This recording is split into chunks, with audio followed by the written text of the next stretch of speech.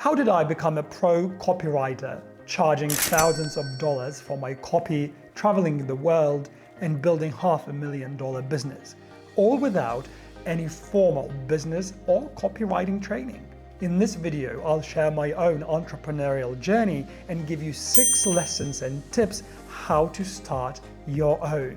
And most importantly, how to start using words to scale your business or start a copywriting business. And before we dive in, don't forget to click like and subscribe because we have so many good videos that teach you the principles of copywriting and can elevate your business and your marketing to the next level. Lesson/story number 1, know your FMS. Well, that's a weird abbreviation and it doesn't quite exist. I just invented it. But it stands for fast monetizable skill. But before I even get to this, I want to share how I started my journey. So 9 years ago, or 10 years ago now, I was living in London. I was a theater director, a playwright, and I was doing quite well on paper, but I was realizing that I found the job emotionally draining. I was realizing that the dreams that I had for myself, which were to travel the world, to see new continents, to relocate to the tropics, would possibly never happen if I stayed and had pursued my career in theater directing. And I had to make that choice. On top of that, I wasn't very happy. I think the whole sort of idea of sitting in a black box for hours on end, rehearsing, whilst, for other people, this is the dream. I realized that this wasn't the dream for me. I realized that I only pursued that because I wanted to prove something to somebody, I don't know whom, and I had to make a change. And you can't just very easily change career paths, especially if you invested money and time into pursuing something. And I'm sure that some of you watching this video, being in a certain job or profession or at the start of your career or just trying to work out how to make money, you're thinking, how do I make that change? How do I make that leap? How do I even start making money from copywriting or from my own side hustle or from my business? And the answer that came up for me at the time, and bear in mind, I didn't graduate from a business school or anything, but I thought to myself, if I want to shift away from theater directing, how do I start making money? What skills do I have that can start making me money? But besides having money as a criteria, I knew I didn't want to have a boss. Now, how do you make money without having a boss at the start of changing your career paths? I mean, that was a difficult task. And that's why I wrote down what is my FMS, which is what is my fast monetizable skill. And the simplest answer was I could teach English. Now, I realized I'm Lithuanian and there were many Lithuanians living in London at the time. So I thought if I taught them, they would happily pay me, obviously, to be learning English. So that's how I started. And this was the first sort of bridging of my career paths and working out how I can actually monetize what I already know. And I know that at this point, you're probably thinking, okay, but where's copywriting? You just started teaching English. That's not even a business. So let's move on to lesson number 2. Story number 2 is transfer your skills. So as soon as I realized that I had enough clients teaching English, I decided to move to Bali, Indonesia. I wanted to pursue the lifestyle that I wanted for myself immediately. So if I was quitting theater directing, if I was changing course in terms of my professional path, I wanted to take action immediately, even without the safety net. The only safety net that I had was having those 7 or 8 students teaching English.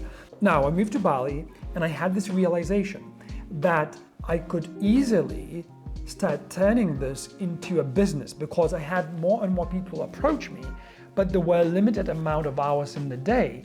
Plus, I was in a different time zone. So that meant I could only teach more people if I stayed up until 5 a.m. or something. So I thought to myself, okay, I need to view this as a business, but now how do I start viewing something as a business? And how do I even start properly marketing my services? Because, to find the first couple of clients was fairly easy, was word of mouth, and I had those 8 people very fast. But now to really grow and really scale and really achieve the dreams that I had for myself, I really needed something else. And this is where I learned the term copywriting.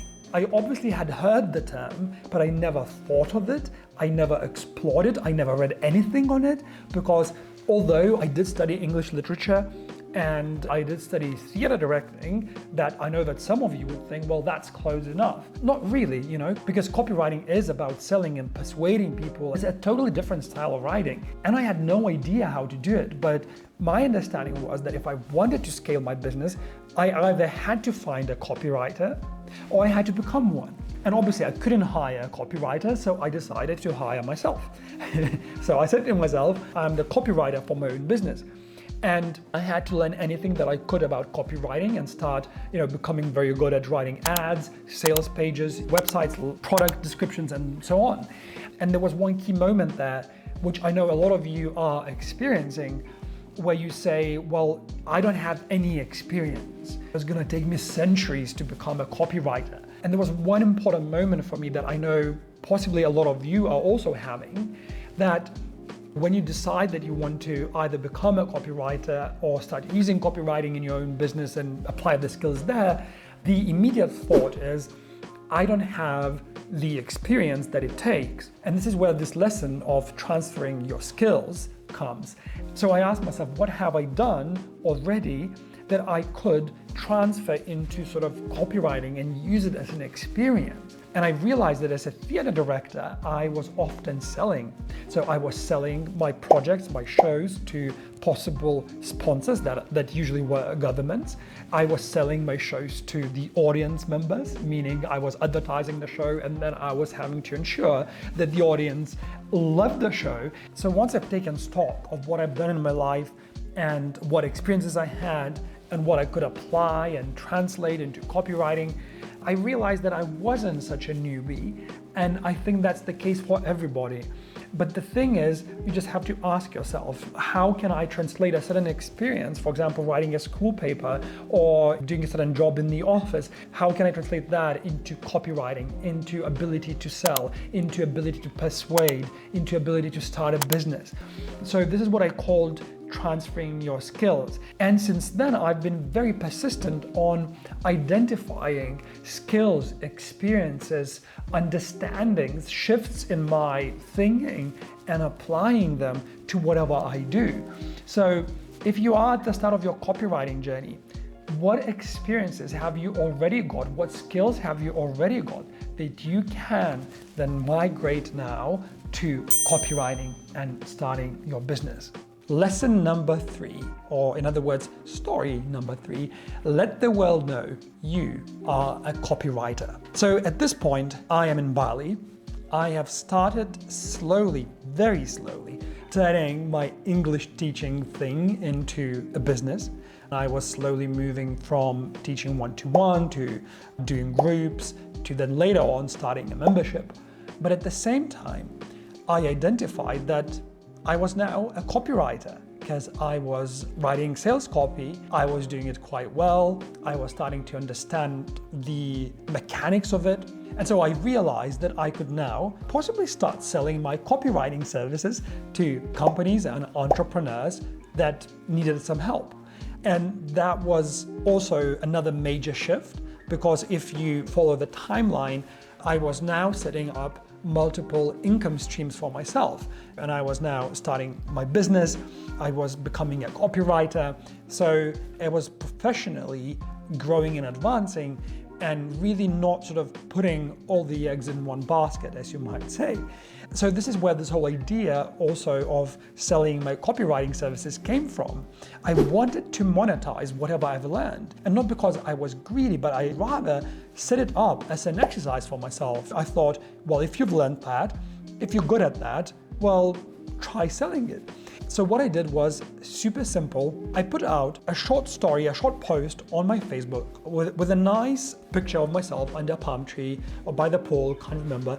And I sort of shared my journey of what had happened so far, how I had moved from London to Bali, how I had set up my business, how I had become a copywriter, and that now I was taking on 3 copywriting clients that particular quarter. And if anybody in my circle of friends or the circle of acquaintances wanted some help, would they get in touch with me?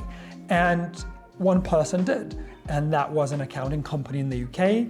And very quickly into our conversation, we closed the deal, and I had this client on a retainer. This was a very important moment because I could have easily said to myself, I know nothing about finance, I know nothing about accounting, so I should say no to this client, I should decline it. But my understanding and my motto was transferring my skills. I knew I was capable to very quickly familiarize myself with the field and find some commonalities with what I was doing at the time. So I took it on and I had that client for 5 years. And this is big because it gives you the sort of example of getting your first client, of understanding how to position your services, and also how to not shy away from certain subject matters and not necessarily go, well, I don't like accounting, I don't like numbers. Well, I didn't either, but I wanted to prove to myself that I could build up a copywriting business at the same time. And so I did. So I'm pretty sure that you could go out today, post on your social, and get that first client. And if you say, well, I don't have any experience, I don't know how to start, well, on this channel, we have a bunch of mini courses on copywriting, on email marketing, on sales copywriting. So check it out, click on these videos, they're amazing, watch them, take notes, and you got a good start already. Okay, I got my fancy tea going. This is matcha from Argentina. It's pretty awesome.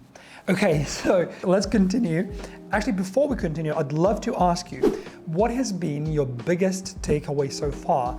And I encourage you to think about what we covered so far and what are the lessons that I've shared or tips that I've shared that you could possibly apply to your own life and to your own business or to your own sort of path as a copywriter. I'd love to hear that, so drop it down in the comments below and I'll respond to every single comment. Now we get to lesson number 4/story number 4, tap into somebody else's flow. This is actually probably the most important lesson that I've ever learned so far in my life. Remember how at the beginning of this video, I was saying that when I quit theater directing, one of the main criteria was not to have a boss and not to have a job.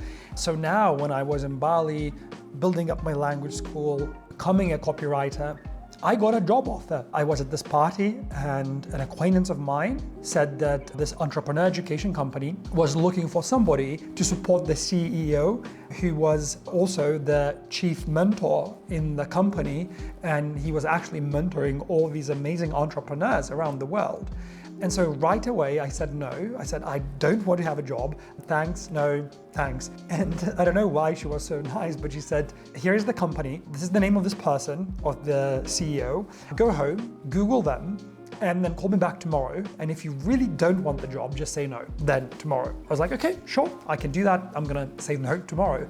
And I don't know why, I wouldn't even say arrogant. I was just so clear that the right way to be an entrepreneur, to build a business, to be a copywriter was to be this lone wolf out in the wild. But when I checked the company, when I checked the profile of the CEO, I immediately felt this knowing that I could be learning so much from this person, that this job could be the greatest learning opportunity, because I had just started my entrepreneurial journey. I didn't have any training in any of those things that I was doing, and I was just playing it by ear. So I called my acquaintance back, who then became my friend, and I said yes. So I had to meet the CEO and I got the job, and the job was to start with shadowing the CEO who was mentoring these entrepreneurs, and to shadow him and to assist him with tech and all the rest. And so it could have seemed that it was a menial job, but for me, I said to myself, this is my MBA and I'm getting paid for it. I'm gonna take notes and I'm gonna study and I'm gonna learn everything that I can.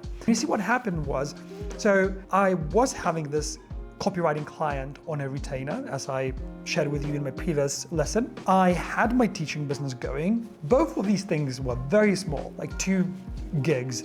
But then at the same time, I'm now part of this company, supporting this amazing entrepreneur, learning from him, being an apprentice, getting paid for it, and it was life-changing. So a year or year and a half into the whole thing, I had learned every single story of every single client that he had mentored, because I was privy to all those calls. I listened to all the mentoring sessions. I got to know the people, and I was curious. I was genuinely interested. How did this property developer build up his business? How did this English teacher from Japan build up her business? How somebody from New Zealand grew their consultancy business? So I went to the CEO and I said, I've been with you for quite a while. Now I know all of these stories. I know what you helped these people achieve, because I could definitely see his mentoring come to fruition in their stories, in their businesses, and most importantly, in their numbers. And I said, we don't have these stories. These stories are not written. These stories are not filmed. Would you want me to do that? And so I got hired to do copywriting, to write those stories, to write sometimes sales pages. Most importantly, on top of that, they also agreed to pay the salary that I asked for. And suddenly I had the second copywriting client as well. As part of this job, I also had to fly around the world and interview these people and film the interviews and record the interviews and type them up and you name it. And let alone that it was an extraordinary experience in itself, I also used all of this as a learning, and I applied every single learning, every single tip, every single insight into my own business. This is how my business grew. This is how I grew as a copywriter. So looking back, I'm realizing that this was the best decision in my life. This is where this lesson comes in: tap into somebody else's flow. Because when you're starting out, you might lack resources, you might lack experience, you might lack customers. But if you go and support somebody else who's in the field that you want to be in, and you observe them, you learn from them, you actually truly support them, some of that flow goes your way. And suddenly you create your own flow. So in other words, it's okay to go and get a job as an entrepreneur, which a lot of people think that it is not. And it's absolutely okay if you use this job as your opportunity to grow, to learn, and to create your own flow and your opportunity to become better in this pursuit, in your business, in whichever career path that you've chosen. Okay friends, final two. And if you haven't yet liked or subscribed to my channel, make sure you do that, because there are many more cool copywriting videos coming up very soon. And there are many other mini courses that you can watch and become this excellent copywriter. So number 5, study copywriting, business, and marketing. Honestly, in every part of my journey, I have been absolutely obsessed with marketing, with writing, with understanding how to piece the words together so that they have a maximum effect. I always say that to every beginner copywriter and every experienced copywriter that comes along, that it's something that you cultivate over time, and there is no limit to how good you can be. Every sentence, whether it's in a video script, whether that's in a landing page, whether it's in a product description, every sentence can be made better. If you take the stance of a student, of a marketing geek, of a copywriting geek, you become absolutely observant of all of the advertising around you. And if you adopt this mindset, it makes a huge difference. Honestly, I wouldn't have got so much out of working for the company that I just told you a story about if I hadn't had that mindset of being a student. You know, sometimes I would go and support them in entrepreneur events where I would have to make coffee. And I could have easily said, well, my other business is making enough money, why would I make coffee? But the thing was, I was learning. I was happy to make the bloody coffee. I was happy to be at the back of the room, and sometimes to be even ignored by some of the clients because they thought I wasn't important, and I wasn't. And who cared? I was learning. And it's very important to get over our ego that always says that we have to be somehow important, and then we have to know something, and we have to be somebody in life. Yeah, well, yes, we do. It's kind of nice. But at the same time, we are students. We are all learning. So I would say if you keep up this mindset of a student, it's really going to get you far. And as simplistic as that sounds, it has really made a massive difference in my life. And it made a difference in the way I worked with that company. Because every time, for example, the CEO asked me something, I never held a grudge. I never thought that something was below me, because I was grateful to be learning. I was grateful to be getting paid to be an entrepreneur that I wanted to become. And I haven't changed that mindset since. Even when I hire people, even with my own team, I'm still learning. This is where we get to our final lesson and our final story: become a leading learner. So along the way, I understood that you don't have to be an expert, but you have to be a few steps ahead. You have to be constantly, as I said, learning and improving yourself. And you can quite quickly turn it around and sell your services, create a product, put it out there, but you need to be in that space of leading and learning at the same time. So this is what shapes my understanding and my foundation today, that even with this channel, they never come from the place of myself thinking that I know more or I am a guru or something. No, I am just possibly a few steps ahead, or maybe I've learned something along the way that I am now sharing, and I'm becoming a leading learner. You know, I run multiple marketing campaigns, so I discover what works in a certain copy, a certain landing page, a certain video ad, and I share that on this channel. And that's the same with my team. There's no hierarchical approach. Whatever I learn in the process or have learned when working with these companies, building my own businesses, I pass it on to my team members. So I don't look at my team members as somebody who are below me and that they are the people that I'm leading, but rather